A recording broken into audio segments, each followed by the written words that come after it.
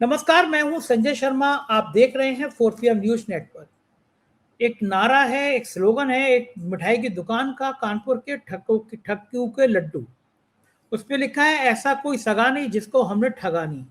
Bharatiya Janata party के पास भी यही स्लोगन है कि ऐसा कोई सहयोगी दल नहीं जिसकी हमने बैंड नहीं बजाई।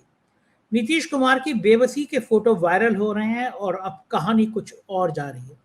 दो दो गवर्नर इस्तीफा दे देते हैं। बंगाल के काबिल अफसर जो आईएएस अफसर रह चुके हैं, बहुत योग्य, उन्होंने भी इस्तीफा दे दिया। अभय द्विवेदी ने विस्तार से बताया है कि इन इस्तीफों की राजनीति का मतलब क्या है, भाजपा क्या चाहती है और कैसे उसके पत्ते पिट रहे हैं। क्या एपिस्टीन फाइल का कुछ खौफ है? शानदार बातचीत है। चैनल को सब्सक्राइब करिए, ज्वाइन करिए। चलते हैं अभय द्विवेदी जी के पास। 4PM न्यूज नेटवर्क में बहुत बहुत स्वागत है। अभय द्विवेदी जी, आपका बिहार के मुख्यमंत्री का बस इस्तीफा कुछ ही दिनों में आ जाएगा, वो राज्यसभा जा रहे हैं। दो दो गवर्नर के इस्तीफे आ गए। बंगाल के गवर्नर तो बहुत पढ़े लिखे थे, बहुत योग्य थे, आईएएस अफसर थे, कई किताबें थी, शिक्षाविद थे, लेकिन अचानक उनका इस्तीफा भी आ गया। लद्दाख का इस्तीफा आ गया और ये अचानक ये इस्तीफों का दौर शुरू हो गया भारतीय जनता पार्टी में। बिहार में अपनी सरकार बनाने का नंबर आ गया, बंगाल और लद्दाख में पता नहीं क्या हो गया। जिस समय युद्ध चल रहा है, जिस समय सरकार की कड़ी आलोचना हो रही है, कांग्रेस उनको सरेंडर प्रधानमंत्री कह रही है, इस बीच में ये एक्टिव मोड में आ जाना अचानक, ये सब क्या है? कौन सी राजनीति है? ये लोगों को समझ में नहीं आ रही। देखिए, एक तो ये हो सकता है कि भारतीय जनता पार्टी ये दिखाना चाहती है कि हमारे ऊपर जो अंतर्राष्ट्रीय दबाव है, जो खाड़ी युद्ध के कारण अंतर्राष्ट्रीय दबाव है हमारे ऊपर, ट्रंप की हरकतों के कारण जो अंतर्राष्ट्रीय दबाव है, टैरिफ के कारण जो अंतर्राष्ट्रीय दबाव पड़ा है, एप्स्टीन फाइलों की वजह से जो अंतर्राष्ट्रीय दबाव पड़ा है, हम इस अंतर्राष्ट्रीय दबाव से परेशान नहीं है। हम अपनी राजनीति कर रहे हैं और जो निर्णय हमें लेने हैं वो ले रहे हैं। हमारी राजनीति अपनी गति से जारी है। हम इन दबावों की कोई परवाह नहीं करते। एक तो ये वक्तव्य, इन घटनाओं से सरकार इस तरह की छवि भी प्रोजेक्ट करना चाहती है। एक तो ये बात है। दूसरी बात यह है कि ममता बनर्जी को जब अमित शाह ने सूचना दी, खास बात यह है कि ये ममता बनर्जी को बात कहां से पता चली कि उनके गवर्नर आनंद बोस ने इस्तीफा दे दिया है? कहां से पता लग चली? ममता बनर्जी को यहां से पता चली कि अमित शाह ने उन्हें बताया कि आनंद बोस की जगह वो तमिलनाडु के गवर्नर जो रवि हैं, उनको चार्ज दिया जा रहा है बंगाल का। तब ममता बनर्जी को पता चली कि भाई इन गवर्नर साहब ने तो इस्तीफा दे दिया। 4 साल तक के लिए उनका की नियुक्ति थी उनकी। 4 साल पूरे होने से पहले उन्होंने इस्तीफा दे दिया, 3.5 साल। और अपने इस्तीफे लेटर में लिखा उन्होंने ये है कि मैंने कुछ ज्यादा ही समय जो है वो राज्यपाल भवन में गुजार ली, राजभवन में गुजार लिया है। अब आप इसका क्या अंदाज लगाएंगे? ममता जी ने खुद भी कहा है कि मैं कुछ नहीं कह सकती कि भाई उन्होंने क्यों इस्तीफा दिया है। ऐसा लगता है कि सरकार उनसे कोई काम करवाना चाहती थी। ऐसा लगता है सरकार उनसे कोई काम करवाना चाहती थी, उनके ऊपर दबाव था, उस काम को करने के लिए वो तैयार नहीं थे, इसलिए उन्होंने इस्तीफा दे दिया। अच्छा, इसका एक ये भी कारण निकल सकता, एक ये भी कारण समझा जा सकता है कि सरकार ने उनसे कहा होगा कि भाई ये काम करो, उन्होंने कहा होगा हम नहीं करेंगे, तो उससे कहा गया होगा इस्तीफा दे दो वरना हम तुम्हें निकाल देंगे। तो अब इसका मतलब है वो काम जो है वो आर.एन. रवि से कराया जाएगा। वो भी तमिलनाडु में काफी शोहरत हासिल कर चुके हैं मोदी परस्ती की और वो विपक्ष की सरकारों को तंग करने में उन्होंने भी काफी, रवि साहब ने कोशिश, अपनी शोहरत हासिल कर रखी है। तो अब एक साथ दोनों प्रदेशों में चुनाव हो रहे हैं। 2 बड़े प्रदेश हैं, तमिलनाडु और पश्चिम बंगाल, और दोनों का गवर्नर एक ही होगा। जो जिस तरह से उनको चार्ज दिया गया, उससे लगता है कि वो शायद केंद्र सरकार को उन पर पूरा भरोसा है, भारतीय जनता पार्टी को पूरा भरोसा है, उनकी वफादारी पे कोई संदेह का बादल नहीं है। जो आदेश मिलेगा उस आदेश का वो पालन करेंगे। ये यहां तक लद्दाख के उपराज्यपाल के इस्तीफे का सवाल है, अभी उसके कारण भी अपने आप में स्पष्ट नहीं है कोई, क्योंकि ये एक ऐसी सरकार है जहां पर जो घटनाएं होती हैं उनका कोई तर्क समझ में नहीं आता। उनको तो केवल मेरे ख्याल से नियुक्ति में केवल 4 या 6 महीने हुए थे उनकी नियुक्ति के।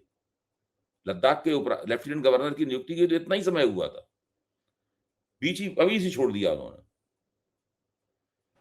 कोई असल में राज्यपाल का पद कोई छोटा मोटा पद नहीं होता है। अगर कोई व्यक्ति छोड़ रहा है इसका मतलब ये है कि बहुत ही उसको तंग किया जा रहा होगा, बहुत उससे ऐसे काम करवाए जा रहे होंगे जिनको करने के लिए वो तैयार नहीं होगा। वो मजे की तो गवर्नर हमारे उत्तर प्रदेश की हैं, उम्र शायद 80-80 साल हो गई होगी। 75 साल में लाल कृष्ण आडवाणी, मुरली मनोहर जोशी को घर बैठा दिया गया और उत्तर प्रदेश के गवर्नर हाउस में भ्रष्टाचार की वो कहानियां लिखी गई।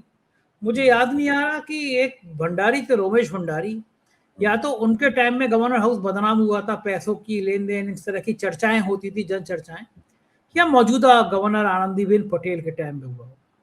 उनके बेटे की बेटी अनारा पटेल के किस्से गुजरात की गली गली में गूंजते हैं भ्रष्टाचार के, और अनारा जी उत्तर प्रदेश में भी खासी सक्रिय हैं।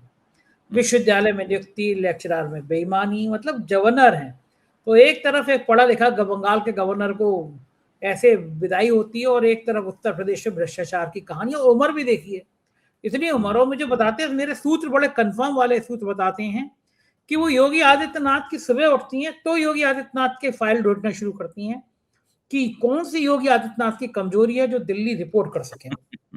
उनका बस चले तो आज मतलब हर घंटे में वो योगी आदित्यनाथ को बर्खास्त करें, इतना इतना कोड़वार चलती रहती है दोनों में, लेकिन उनका कुछ नहीं होता।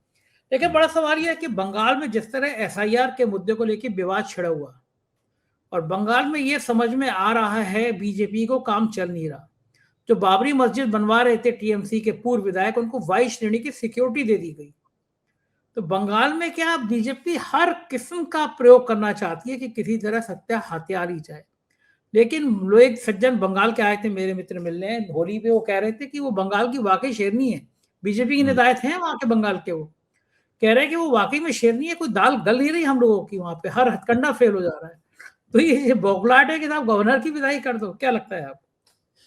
देखिए, मैं ये मानता हूं कि अगर चुनाव सामान्य तरीके से हुए बंगाल के, तो ममता बनर्जी को हराया नहीं जा सकता है, और भाजपा के नतीजे पिछले बार के विधानसभा चुनाव से भी ज्यादा खराब होंगे। पिछली बार शायद 70-72 कुछ सीटें भाजपा को मिली थी, और भी कम सीटें आ जाएंगी, भाजपा 50 पे पहुंच जाएगी। क्योंकि पिछली बार जो कई इस तरह के वोटरों के समूह थे, वो आज भाजपा के साथ नहीं है। इसमें मतुआ वोटर समुदाय उनमें से एक है। लेकिन मैं अभी एसआईआर जो है, मैं ये मानने को तैयार नहीं हूं कि एसआईआर, ममता बनर्जी ने अपनी कुशलता से एसआईआर का लाभ भाजपा को नहीं पहुंचने दिया है। शुरू के दौर में ऐसा जरूर लगा था कि ममता बनर्जी ने अपनी कुशलता से, अपनी पेशबंदी से, अपने इंतजाम से, अपने पहले से तैयार योजना के कारण शायद एसआईआर का लाभ जो है नहीं पहुंचने दिया है। लेकिन बाद में चुनाव आयोग ने और केंद्र सरकार ने ममता बनर्जी की योजनाओं में काफी दरारें भी पैदा की, और कुछ इस तरह के नए कदम उठाए, जैसे माइक्रो ऑब्जर्वर की नियुक्तियां हुई, कई इस तरह के नए कदम उठाए, जिससे मुझे लगा कि शायद वो ममता बनर्जी के हाथ से एसआईआर की पहलकदमी एक पैमाने तक तो उन्होंने छीन ली। तो एसआईआर का प्रभाव क्या पड़ेगा बंगाल के चुनाव पे, ये मैं नहीं कह सकता। ये एक सबसे बड़ी अड़चन है जो बंगाल के बारे में कोई घोषणा, कोई भविष्यवाणी करने से मुझे रोकती। उधर मैं देख रहा था आज नीतीश का उतरा हुआ चेहरा, और अमित शाह के सामने जिस तरह की कुर्सी पर बैठे हुए थे, लोग मजे कर रहे थे, कमेंट कर रहे थे कि इनकी कुर्सी गई, इनकी हालत भी खराब हो गई। नीतीश ने कभी सोचा नहीं होगा कि इस तरह की विदाई, इस तरह की रुखसती होगी। और सोशल मीडिया पर यह ट्रोल हो रहा था कि बीजेपी जो सहयोगी दल बीजेपी को सहयोग करता है, बीजेपी उसी का खात्मा कर देती है। आपको भी लगता है कि क्या ये अफसोस हो रहा है आदत संजय जी, ये देख के बहुत अफसोस होता है। एक व्यक्ति जो 20 वर्ष से एक राज्य का मुख्यमंत्री था, और अभी 4 महीने भी नहीं हुए, 14 नवंबर को बिहार के चुनावी नतीजे आए थे, अभी 4 महीने में भी 9 दिन कम है। आप सोचिए कि उस व्यक्ति की कोई विदाई का समारोह नहीं हुआ। अगर वो व्यक्ति मुख्यमंत्री की कुर्सी से रिटायर हो रहा था स्वास्थ्य की वजह से या किसी भी वजह से जो है, तो उसकी विदाई का बाकायदा एक समारोह होना चाहिए था, जिसमें वो बिहार की जनता को संबोधित करता। बिहार की जनता के बहुत बड़े हिस्सों ने पिछले चुनाव में नीतीश कुमार के नाम पर एनडीए को वोट दिए थे, महिलाओं ने वोट दिए थे, अति पिछड़ी जातियों ने वोट दिए थे, कोयरी कुर्मी जो लवकुश मतदाता समुदाय है, उसने वोट दिए थे। तो भाजपा को जो सीटें मिली हैं, वो भाजपा के अकेले दम पे, नरेंद्र मोदी के दम पे नहीं मिली हैं। उसमें से बहुत सारे वोट जो भाजपा को मिले हैं, वो नीतीश कुमार के दम पे वोट मिले। जिस तरीके से नीतीश कुमार को हटाया गया है और नीतीश कुमार ने हटना स्वीकार कर लिया है, मुझे तो बहुत इस बात को लेकर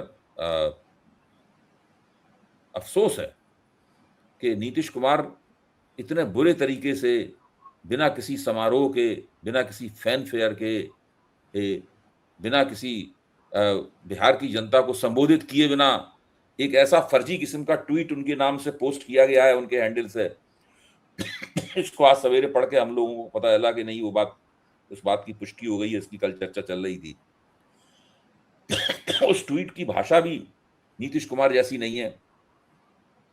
और उस ट्वीट में लिखा है कि भाई नीतीश कुमार को ये एक बड़ी बड़ी इच्छा थी कि वो सदन के दोनों सदनों, संसद के दोनों सदनों के सदस्य बने। एक के तो रह चुके हैं, दूसरे के आप सदस्य बनना चाहते हैं, और इसके लिए मुख्यमंत्री की कुर्सी छोड़ने को तैयार है। आप सोचिए, झूठ बोलने की भी कोई इंतहा होती है, मजाक करने की भी कोई इंतहा होती है। ये ट्वीट भी अपने आप में एक फर्जीवाड़ा है। ये ट्वीट भी अपने आप में एक फर्जीवाड़ा है।